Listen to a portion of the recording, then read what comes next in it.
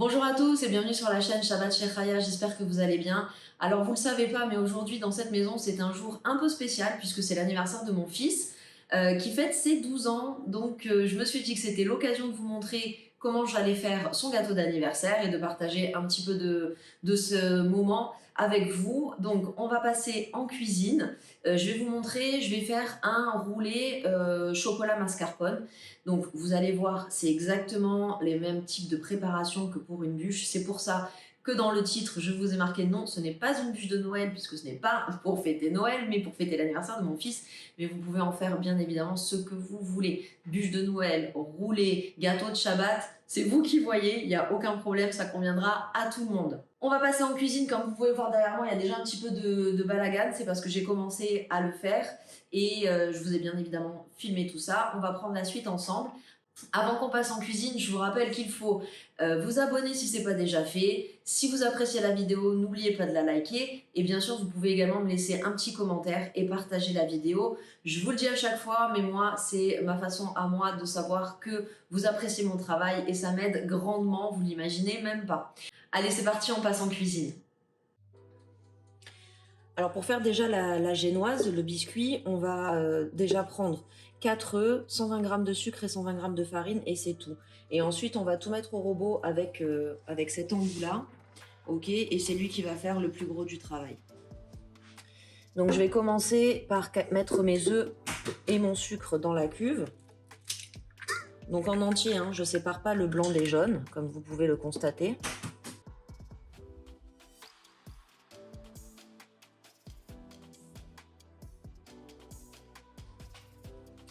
Voilà, et donc j'ajoute les 120 g de sucre. Allez, on va mettre ça au robot. On va battre à peu près 2-3 minutes, je pense, pour que, en fait, la préparation, il faut qu'elle double, voire triple de volume.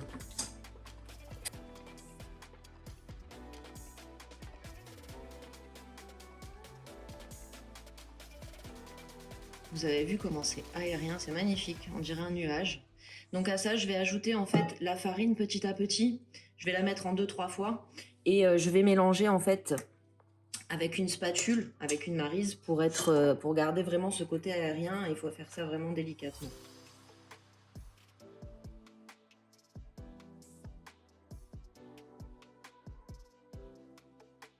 Voilà, là la farine est bien mélangée avec le reste de la pâte.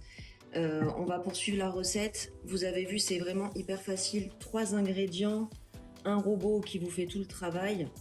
Vraiment, là, on ne peut pas faire plus simple. Alors, on va mettre à cuire. Vous allez voir, le temps de cuisson est vraiment exceptionnel. Hein. C'est quoi, 5 minutes maximum, plutôt 5-10 minutes maximum. Ça va dépendre vraiment de votre four. Je ne sais pas si vous vous souvenez, je ne sais pas si vous avez vu ma vidéo précédente. J'avais acheté ce moule donc chez Maxstock. C'est pas vraiment un moule à la base pour la génoise, parce qu'il est un peu plus haut, vous voyez, mais je le trouve bien pratique et j'ai pas trouvé de plaque, la vraie plaque, en tout cas quand j'y suis allée il n'y en avait pas. Donc je vais mettre ça là-dedans et ça va partir au four. Donc là le four en fait il a chauffé à 200 degrés et dès que je vais mettre ma génoise en fait je vais le baisser à 180.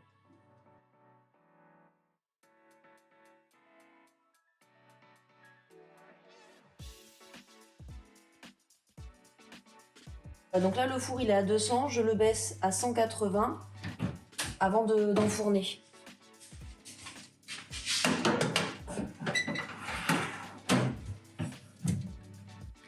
Bon, comme vous avez peut-être pu le constater, il me reste de la pâte, en fait, de la génoise. Et comme je vous disais, on peut en faire plein de trucs. Donc, comme j'aime pas gâcher, je vais pas jeter cette magnifique pâte. Je vais en faire des petits gâteaux avec un cœur chocolat. Donc, je mets un peu de pâte dans le moule. Vous voyez, et là, je vais mettre une barre de chocolat. Je vais vous montrer lequel c'est après. Hop, et je vais recouvrir d'un peu de pâte.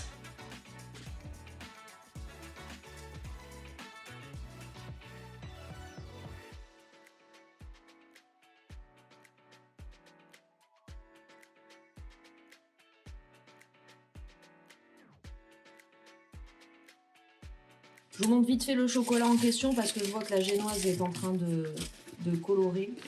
Carrefour Dessert Noir Corsé, avec lequel j'ai fait des mousses au chocolat Shabbat dernier et elles étaient excellentissimes. Je vous le conseille pour les mousses au chocolat.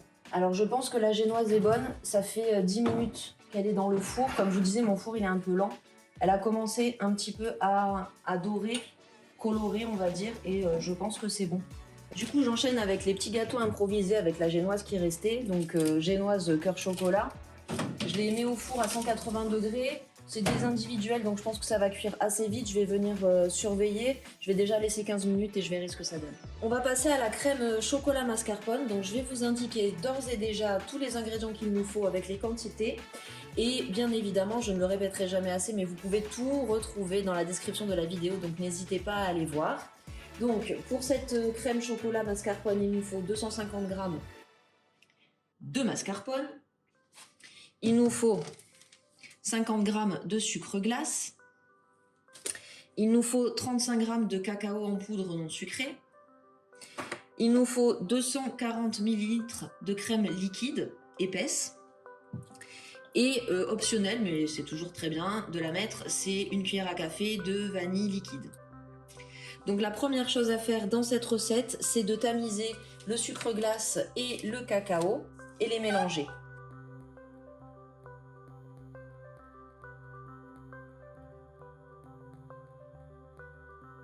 On va ajouter le mascarpone. Le mascarpone, vous savez, c'est un fromage qui est un petit peu épais. Donc j'essaye de ne pas le jeter comme ça dans le récipient parce que sinon j'ai toute la poudre de cacao et de sucre glace qui va voler. Et c'est pas le but. Donc maintenant je vais battre ça au batteur électrique. Je vais y aller tout doucement parce que je pense qu'autrement il y a tout qui va un petit peu s'envoler, notamment les poudres de cacao et de sucre glace.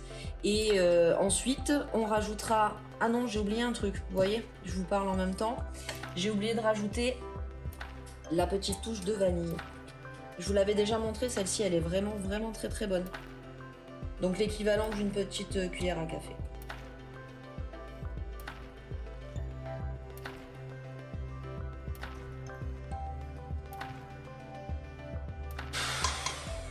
Je vais pas aller plus loin pour le moment parce que forcément hein, le mascarpone étant très froid et il faut qu'il le soit, ça reste des morceaux. Donc je vais rajouter d'ores et déjà la crème liquide, ce qui va permettre d'homogénéiser notre crème mascarpone.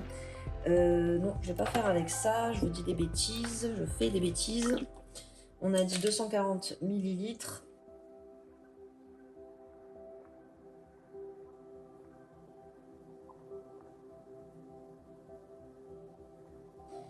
Voilà, donc là, on a une crème qui semble plutôt bien épaisse.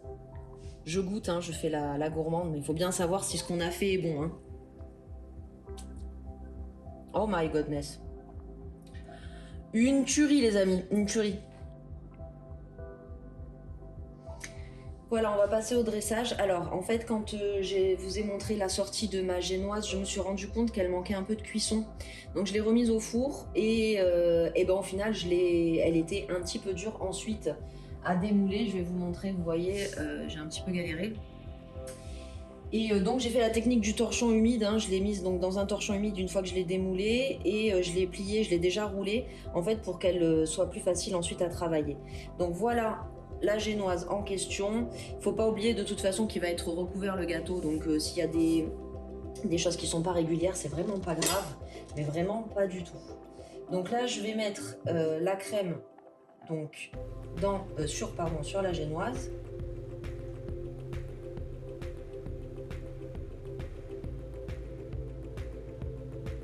Et maintenant je vais le rouler. J'espère que j'ai été régulière dans la crème, on va voir. En tout cas, il faut le rouler, mais de manière un petit peu serrée tout de même, vous voyez.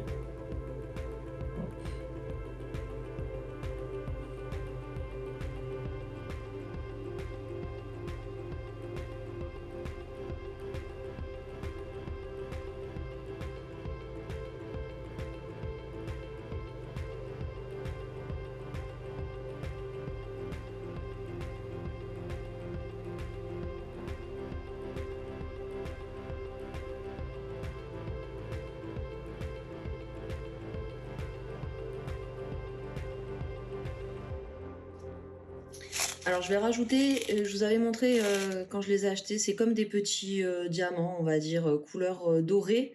Je vais en mettre quelques-uns sur le gâteau et j'ai aussi des petites billes dans le même style. Voilà, je vais décorer avec ça et ensuite, à la fin, je pense, je mettrai ce type de décor, peut-être pas le ballon, je ne sais pas, en tout cas je vais voir, sur le gâteau pour terminer.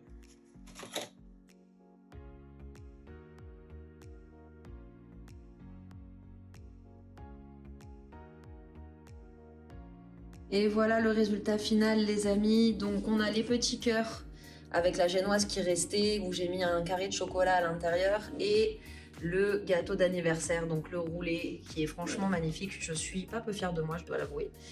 J'espère qu'il sera bon, il n'y a pas de raison qu'il ne le soit pas, et j'espère que ça fera plaisir à mon fils.